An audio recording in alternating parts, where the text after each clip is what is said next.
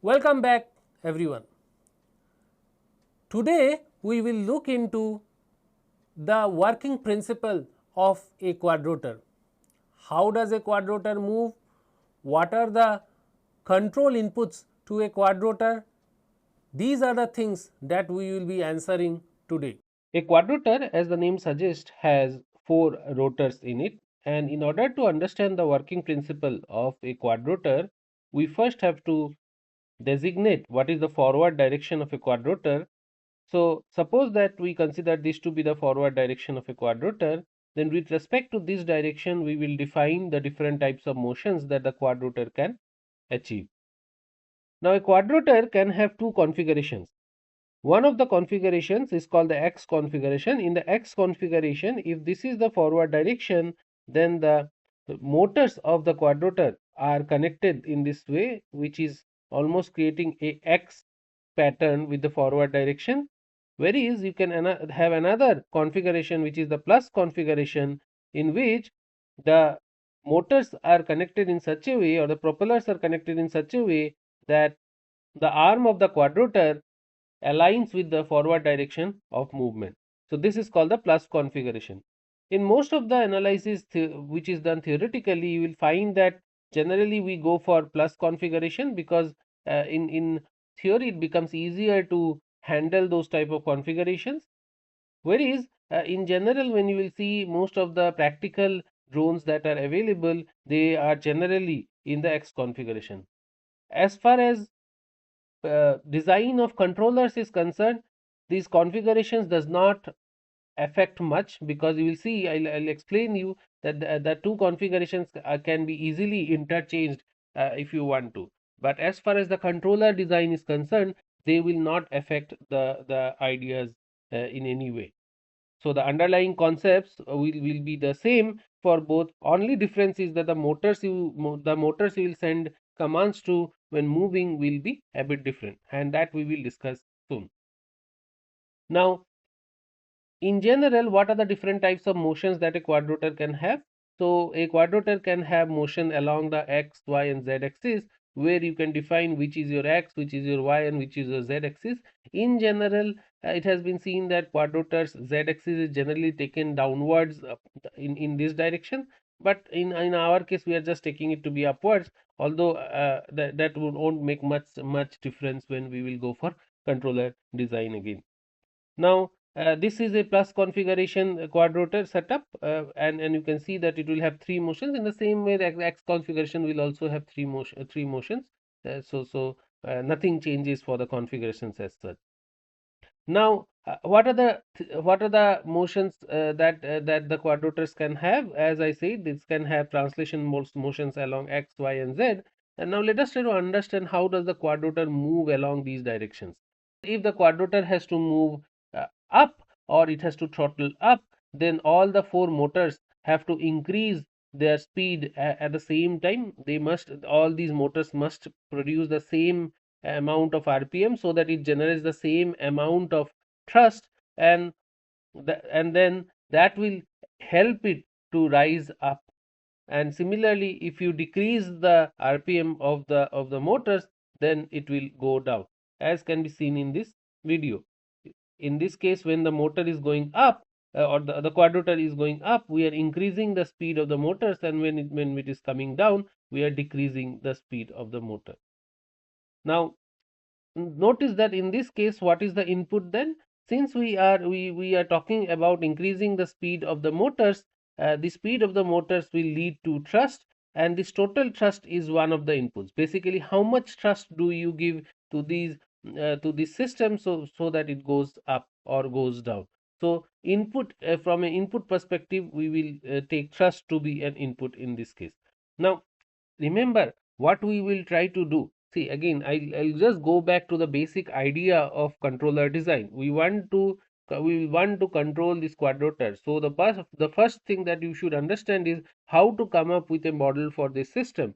Now, in order to come up with a model for this system, you will first have to know what are the inputs and the outputs of the system. whether you go for transfer function modeling or for state space modeling, you should know the inputs and outputs of the system. Now in this case, we are trying to, as we are understanding how the quadrotor moves, we are trying also to understand what are the inputs to the system. Now in this case, you can see that definitely thrust will be an input to the system. How much thrust is being given will be an input to the system, because based on that quadrotor will move. The next motion is what is known as the roll motion. Now what is the roll motion? Now suppose this is the direction of motion, forward direction, or this is the direction of motion of the drone. This is the forward direction that we have taken, which is the x-axis. We are leveling that as the x-axis. Now if we increase the rpm of the propellers or of the motor here, and we decrease the rpm of the motor here, keeping these two constant, okay, these two are giving the same amount of thrust. However, since the rpm of this one is smaller than the rpm of this, so the thrust generated here, so if T1 is the thrust generated here and T2 is the thrust generated here, of course T1 will be less than T2, right? Because the speed is less. Now this will create what is known as a roll torque, because there is a difference of thrust here, so which means then there will be a torque, and this is what is known as roll torque, and this will create a movement of the quadrotor, because as soon as there is a difference in thrust, the quadrotor will get inclined, right? It will incline a bit, and then it will try to move in one of the directions. And this, how much of torque is getting applied because of this differential speed between the left and the right motors here, uh, that will actually help you to move the quadrotor. And you see the torque that is getting generated is what is known as tau phi. Okay, in the X configuration, you will see that in order to move along this direction, I have to increase the speed of both these motors and decrease the speed of both these motors by the same amount. So basically, again, in this example, in this case, plus configuration, we just had to increase the speed of one of the motors and decrease the speed of another. In this case, we had to increase the speed of two motors and decrease the speed of two motors on the left. So this is the difference between X configuration and Y configuration. You see, the idea remains the same, only the difference is how many motors speed will decrease or increase. That is where the difference comes in. And notice that this drone that we are showing here in this video is a X configuration drone, and you will see that when I increase the speed in speed of these two motors and decrease the speed of these two motors, it will move towards the left. Let's have a look at that. And you can see that it is moving to the left. Again, when I increase these two and decrease these two, then it will move to the right. And you can see that this way we can go ahead and control the direction in which the quadrotor is moving. As soon as we apply a roll torque as in the differential speed on the two motors, there will be a movement of the drone along this direction or this direction, right? And this is left or right of the forward direction. Basically, this is what is known as the roll motion. So we got one motion as the throttle motion, throttle up or down motion, and another we got is the roll motion. Basically, what is roll? What is the meaning of roll? Roll means the quadrotor rolling about the x-axis or rotating about the x-axis.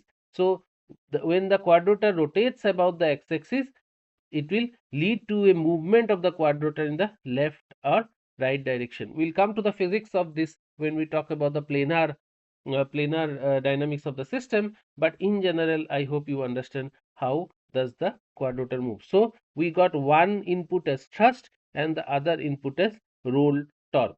Okay, so of course if there is a rotation about the x-axis, so this is one kind of movement, right? So see, in case of translational movement, we got three kinds of movement. One movement was along the x direction, one along the x direction, one along the y direction, and one along the z direction. In this case also, you see, these were the translational motions.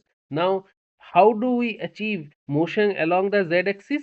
We achieve motion along the z-axis by increasing or decreasing the thrust of all these four motors simultaneously. All the four motors may increase the speed, which imply that it will increase the thrust, and or the each all the four motors will simultaneously together bring down the speed, and this will decrease the thrust, and this will lead to the movement along the z-axis.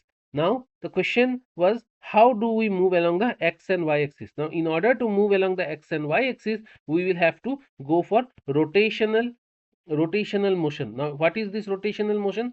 See, that is what I was explaining you. So if we change the roll torque of the system, then the quadrotor will rotate above the z axis, above the x axis, or above the front direction. When the quadrotor rotates above the front direction, that is one kind of motion, and that is a rotational motion, and that motion is called the roll motion. And when you have roll, it leads to a movement along the y axis, because I mean, let me just give you a brief explanation of that also. So if the quadrotor was like this, you see, suppose this was the quadrotor, I am looking it from the front, say this is the quadrotor, and the thrust of all this increases at the same time, then the quadrotor will move up and down. However, if in this quadrotor the thrust of this is more than the thrust of this, then the quadrotor will become this, in this way, right? It will tilt, and as a result, look at the thrust vector. Now the thrust vector is pointing towards this direction, which can be resolved into two directions here. Say this is t sine phi, and say this is, or say this is this t cos phi and t sine phi, depending on how you are defining the phi, right? Or the other way around. Okay, so if I call this as the phi, then this is t cos phi, this is t sin phi, and notice that this component of the thrust will help the quadrotor to move along this direction. Okay, if the quadrotor was tilted in this way, then the thrust vector would have been this, and then the resolution of the thrust vector will lead to these two vectors. This vector will make the quadrotor move in the right direction. So this is how the quadrotor moves in the left or right direction, with respect to the forward direction, of course, which is the x-axis in this case. So this is how the quadrotor can move along the y and along the y-axis. Okay, and you understand from this that in order for the quadrotor move, in order for the quadrotor to move along the y-axis, it has to have a roll torque. Otherwise, it can't do this. So basically, in order to attain a translational motion along the y-axis, it has to have some kind of a rotational motion, and that is what you were seeing in the video also. Notice the video, as soon as there is a disbalance, you can see the quadrotor tilting, right? You can see the quadrotor is tilting in the video, and that is what is happening in case of motion along the y direction. So you see, you got two inputs, one was thrust and one is roll torque, and till now we have discussed four motions. One motion is the throttle up motion, or motion along the z-axis, translation motion along the z-axis, and then we had translation motion along the x-axis, and translational motion along the y-axis, and also another motion that we got just now is the roll motion. Roll motion means rotation about the x-axis. So this is what four motions we have till now talked about. Now let's go to the other motion. So of course, now that you understand that there is rotation about the x-axis, there must be rotation about the y-axis as well. Now in the plus configuration, if you have to rotate about the y-axis, that means you have to increase the speed, or create a differential speed between the front and the rear motor that you have. You see, if I increase the speed here and decrease the speed here, now how will the quadrotor look like? So if this is the quadrotor, okay, if this is the quadrotor, then there will be a differential thrust in these two, then of course the quadrotor will tilt. So as soon as the quadrotor will tilt like this, now you can think about the roll torque. How did the roll torque work? So in the same way, this will also work. Now in this case, this is what is known as pitch torque. Okay, so this movement or this rotation about the y-axis is what is known as pitch. Okay, and in order to achieve a pitch motion, you have to have a pitch torque. This is exactly similar to what we did for x-axis. Okay, and now if you have x configuration, how will things change? Now in x configuration, you will have to increase the speed of two motors here and decrease the speed of these two relatively. Okay, and so that's the difference between plus and x configuration. In plus configuration, you just have to use two motors. A pair of motors is good enough. Okay, just create differential thrust in these, and that is good enough. However, in case of x configuration, these two pairs will act together, so you have to increase the speed. Equal speed increase in these two will be required, and equal speed decrease on these two will be required to get a pitch torque. And now you can see that I have come up with another input here, which is the pitch torque. Okay, you can see in this video. So the that is the front side basically. Okay, the quadrotor facing to is facing towards the wall. That is the front direction, and you will see that the quadrotor will move forward.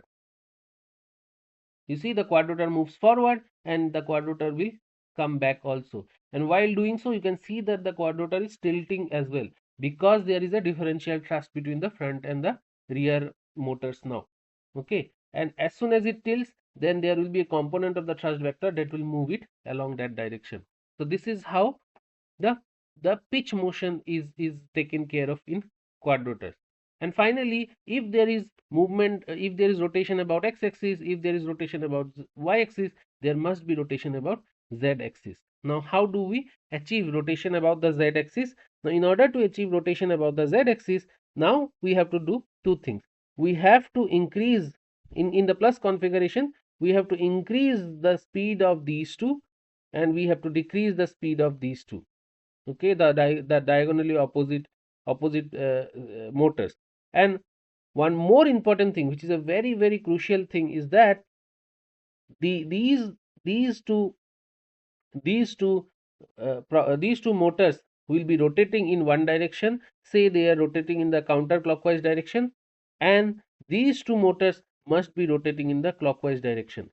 Okay, if suppose this is not true, suppose all the four motors are rotating along the same direction, what will happen? Think about it. If all the four motors are rotating along the same direction, so for example all four are rotating in the counterclockwise direction, then you see the quadrotor will keep on always rotating, right, rotating about the z-axis. So we will have no control on the quadrotor.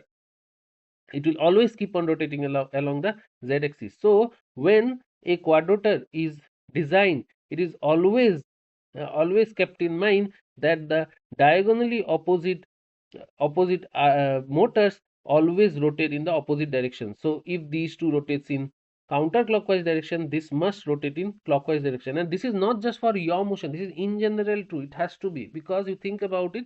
Okay, if it is not true, if all the motors are rotating along the same direction, then the quadrotor will keep on spinning only. So you won't be able to control the quadrotor in that case. Okay, now in this case, if now that we have understood that the opposite pairs of motors are rotating in opposite direction, so now if you increase the speed of these two and decrease the speed of these two, there will be a differential again. Okay, and speeding up the say the counterclockwise pair produces a net unbalanced reactive torque that spins the body clockwise. Okay, so in this case there is no tilt. Okay, only thing is that the quadrotor will move about its axis. The same thing when you go for x configuration. In the x configuration also, you just have to take care of the opposite. You have to increase the speed of the diagonally opposite motors, and decrease the speed of the other two motors. Okay, and that is good enough to create what is known as a yaw torque. See, again remember, if suppose, again think about it, if these two motors are rotating at the same speed and these two are also rotating at the same speed, then they are then the torque created due to this and the torque created due to this will cancel each other out, and you will have so basically there will be a balancing of the torques, and the quadrotor will not rotate. Okay. However, as soon as there is a differential speed between these two, then the quadrotor will rotate. So about the z axis. Always remember that. Now in this video, the quadrotor moving along the z axis, about the z axis, you can see. So this is how it moves about the z axis. So now you can see we have come up with 4 inputs: thrust, roll torque, pitch torque, and yaw torque. And the angles here are, so roll is being denoted by phi, pitch is being denoted by theta, and yaw is being denoted by psi. And all these 4 inputs leads to 6 motions. One was motion along the z-axis, translational motion along the z-axis. Only due to torque there will be roll motion. Only due to pitch torque, only due to roll torque there will be roll motion. Only due to pitch torque there will be pitch motion, and then or only due to yaw torque there will be yaw motion. So these were the 4 motions. And then again, if you have applied a roll torque, then there will be motion about the y-axis, and if you have applied a pitch torque, you will have motion about the x-axis. So these are the 6 degree of freedom of the quadrotors, that the quadrotor can move in 6 directions, and these are the inputs. Okay. Now let us see, in case of a x configuration, how does this inputs come together to give the movement. Okay. And this is what is called the motor mixing algorithm. Okay. So let us look at that. Now suppose the quadrotor has to just move up and down, then all the 4 motors, m1, m2, m3, m4 being the motors, will be given the equal amount of thrust. Okay. So if I have to just move up and down, I will give the equal amount of thrust to all the 4 motors. Now suppose I want to have a yaw torque. Basically I want to rotate about the z axis. Not only I want, so you see, when a quadrotor will move, it will be a mixture of everything, right? It will have to go up, it will have to rotate about the z axis, it will have to move towards the along the y axis, along the x axis. So all these movements will come together. So we'll have to mix the inputs in such a way that we get a perfect trajectory, the trajectory that we want our quadrotor to move. So what will happen is, this m1, m2, m3, m4, they will produce, they will be given thrust so that they can move along the z axis. Now if you want a yaw as well, as the drone is moving about the z axis, suppose you want it to also rotate about the z axis, then you will have to increase the yaw torque in say m1 and m3 motor, and equal amount of torque has to be yaw torque has to be decreased in m2 and m4. So if you want these 2 motions where the quadrotor has to just move about the z axis and also have to rotate about the z axis, these 2 inputs are good enough. I do not need roll torque or pitch torque. Okay. Now however, suppose along with this you also want the quadrotor to move about the x or y axis, then of course you will need roll torque or pitch. Suppose it has to move along the x axis, then you will need pitch torque. Now what about the pitch torque? How will it come into play? Notice that in this case I'll have to increase, say, the speed of these two and decrease this, so the torque, the pitch torque, will be added to these two and subtracted from these two. See, the equal amount is added to these two and subtracted from these two. And similarly, if you have roll torque, then the roll torque will be added to these two and the equal amount will be subtracted from these two. So this is what the motor mixing algorithm is all about, and this we are doing only for the x configuration. What I want you guys to figure out is what will it be for the plus configuration. Let me give a hint for the plus configuration. So suppose this is the x axis, this is the x axis. Say this is motor 1, this is motor 2, this is motor 3, this is motor 4, and say you want to move the drone along the x-axis. So if you want to move the drone along the x-axis, you have to rotate about the y-axis, which means you have to have a pitch torque, right? So to how will it come up? So if M1, M2, M3 and M4 are your motors, I'm just talking about one input. You have to complete the entire thing. So since I have to move along this direction, so that means M1 will have tau theta, and then and then M3 will have minus tau theta, and this we will not be adding anything, right? So this is the mix. This will be the mixture for not mixing. This is only for movement along the x-axis. In this way, you can create for the entire thing. I want you all to complete this for the plus configuration. Okay. Now, if that is the case, now notice that this these equations can be written down in a matrix form, because if I take these equations, I can write on the left hand side M1, M2, M3, M4. Basically, these are the inputs that are getting into the motor, and on the right we have the inputs tau, tau theta, tau phi. So this will become 1. So M1 is all ones, right? So that means, so then what is M2? M2 is 1 minus 1, 1 minus 1, because when this multiplies with this, you get M2. M3 will be 1, 1 minus 1 minus 1, and then finally this is 1 minus 1 minus 1, 1. So if you take this matrix and multiply with this T, tau psi, tau theta, tau phi, I will get the inputs to the motor. Similarly, for plus configuration, this matrix will change. Okay, you will have a new matrix for the plus configuration. You will just have to add that there. Now, once you know this, now you can see that I do not even have to think about what configuration the quadrotor is in, because from a controller perspective, I just have to find out these inputs, right? Because what is a controller? A controller basically comes up with an input to the system, right? If you even remember PID controllers, what did it do? It used to take reference, then used to take the error signal, and the output of this used to always go into the system, right?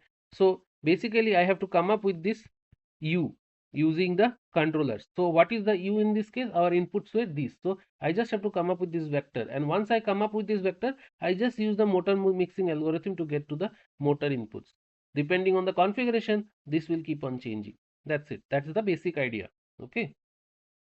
So this is how it will look like. So if I take tau psi, tau theta, tau phi, this is how it will look like.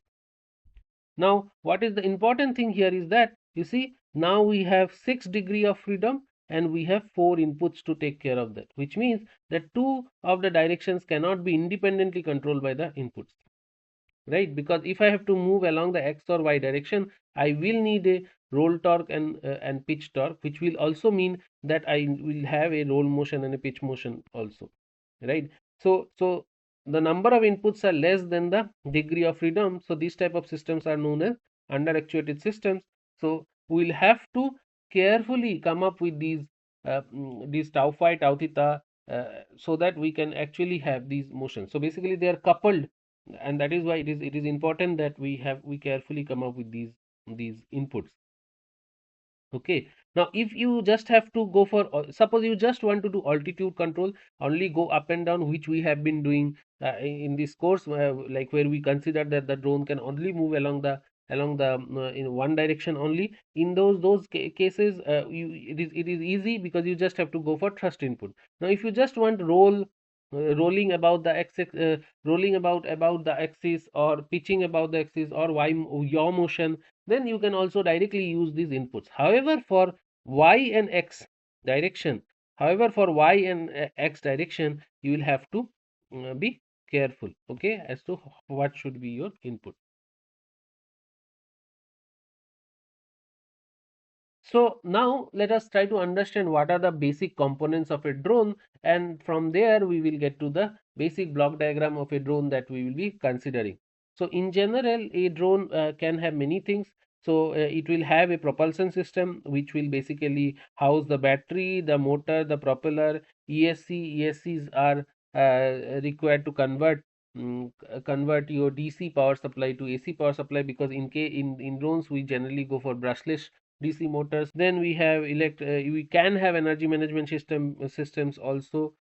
On the other hand, you will have sensors like IMU, which are called inertial measurement units. These houses the accelerometers, the gyroscopes, which will give you measurement about the acceleration of the drone, or how much is it rotating. All those informations will come from the IMU. You can have barometers to give you idea about the height of the drone from the ground. Say you can have ultrasonic sensors to maybe detect any uh, objects which are in the way of the drone, GPS for location, and in the same way you can also have visualization systems like camera, lidar, radar on it, so that you can use those data for the navigation also. Now again, the finally the most important thing in a drone is the controller. The controller is the one which is the brain of the drone. So this is the controller is the one where we will actually write our own controllers. Now here this controller is, in general, it is, this is called a flight controller. Now inside those flight controllers you will have the controllers that we have talked about in this course, like PIDs or some other state feedback or some other kind of controllers. So these are the brain, or these are the processors in which we code our controllers like PID or any other controllers that you want the drone to use. And we'll also have communication system, because that will be required to communicate with the ground station. So as a whole, all these things comes together into a system of this form, where you have a controller, you have propulsion systems, then you have sensors here, and you can see, and then on top of all this there is a communication system, so that we can communicate with the ground station. But in general, if you look at this, you can see that we can identify the three main blocks. This is your plant, this is your controller, and this is your sensor. Okay, and so we can actually go ahead and convert this into a block diagram of this form. Okay, so we have already seen this, that okay, this is your plant, this is your drone, the sensors will give you the data about the position of the system, and then you have the controller where you will design your own controller. So this is the classical feedback loop we have been studying in this course, and this we will be using for designing controllers as we move forward. Now you can see that we can replace all this with transfer functions. You will see that of course you will see that we will not be able to directly use transfer functions now. Of course, in case of the examples that I have taken, where we have considered that the drone only moves along the z-axis, this came out to be 1 by s square. But soon you will see that when I relax those assumptions, things will not be direct. We won't be able to get a transfer function, because the system will become non-linear. However, you will see that the controllers that we will be designing will be something that we have already talked about, which is like PID and PD controllers. Now that you know how a quadrotor works, in the next lecture we would look into how do we control a quadrotor. In other words, how do we move from one position to another. Thank you.